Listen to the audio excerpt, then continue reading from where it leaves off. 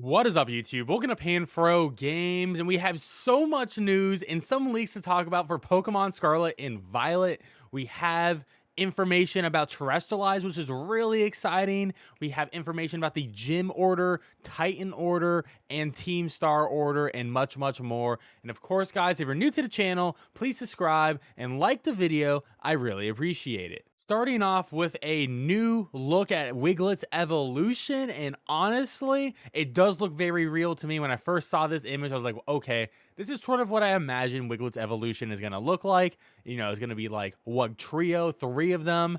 I don't like the ribbing on it, honestly. It makes me very uncomfortable, but luckily for us, this is confirmed a fake Pokemon because the background is a mirrored background from the Wiglet trailer. As you can see here in this image, it is just a mirrored of this still here. So luckily, we still don't know what Wiglet is going to evolve into, but we do know it's most likely going to be into a Wig Trio or a Wug Trio or something like that. So hopefully this leaks soon enough because I really want to know, because there are a lot of fake Pokemon going around now. So just be vigilant when you see things on your social media.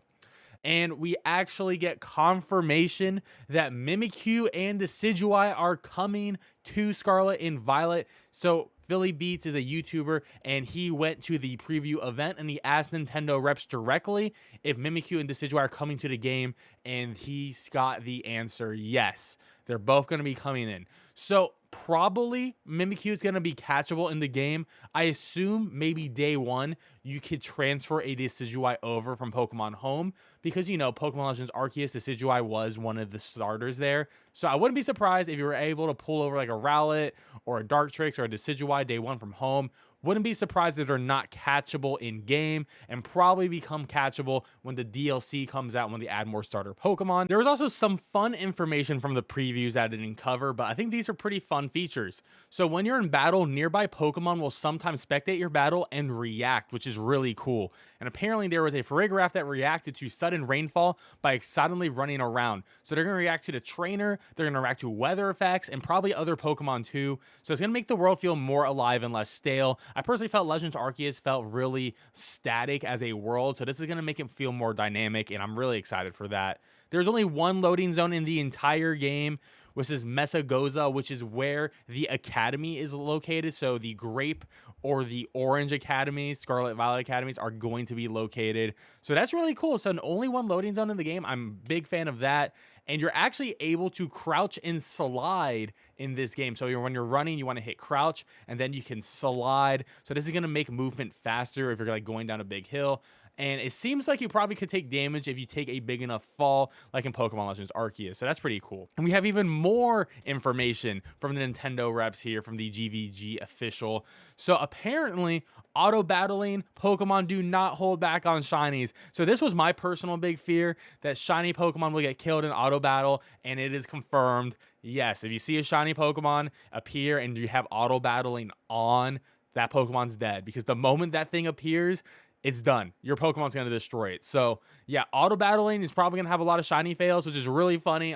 Can't wait for the clip compilation on that for a lot of YouTubers. I'm sure it's going to happen to me and a bunch of other people. So that's pretty funny. I'm devastated by that, but hey, it is what it is, right? The raids are going to be a lot better in Scarlet and Violet and Sword and Shield. They made the AI much better, which I am really excited about, because there was definitely a lot of memes for Sword and Shield AI partners, like the one with the Torkoal, who would like never do an attacky move essentially. So I'm glad to see that they actually improved upon that. And there is an auto heal function too, so you can make it so it will use potions in your bag after a battle automatically, so your Pokemon are always going to be at full health as long as you have the potions to make it happen. I think that's a cool feature. Personally, I won't be using that feature, but hey, I really think it's going to be a nice streamlined mechanic for a lot of newer fans. Now for the massive news drop that there's a total of 18 badges to earn in Scarlet and Violet. That is including all 5 Titan battles, all 5 Team Star battles, and then the 8 gym badges. So you add that up, that's going to be 18 right there.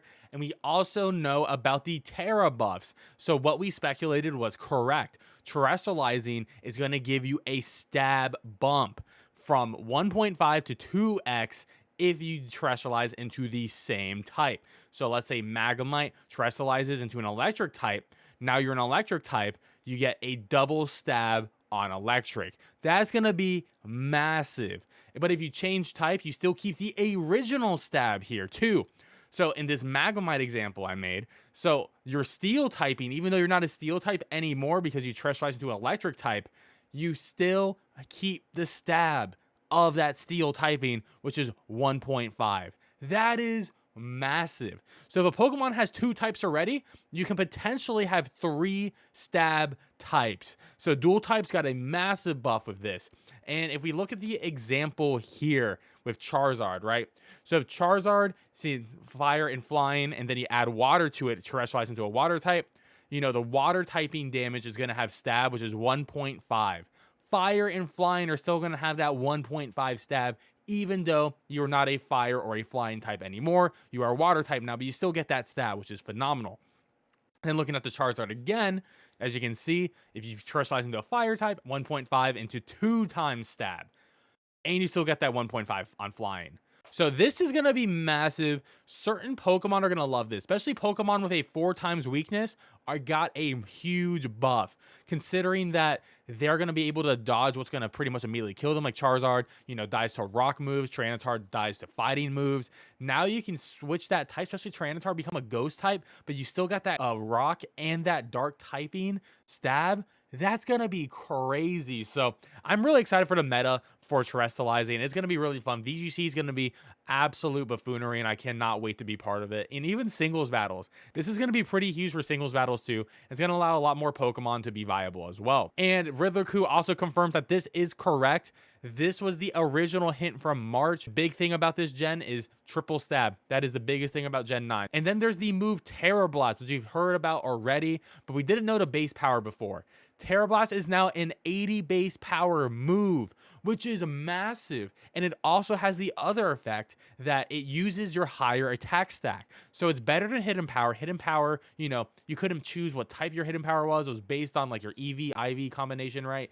And it was always special. But now, Terablast, 1, does 80 damage. That was more than Hidden Power ever was when it was originally 70, and then they put it 60.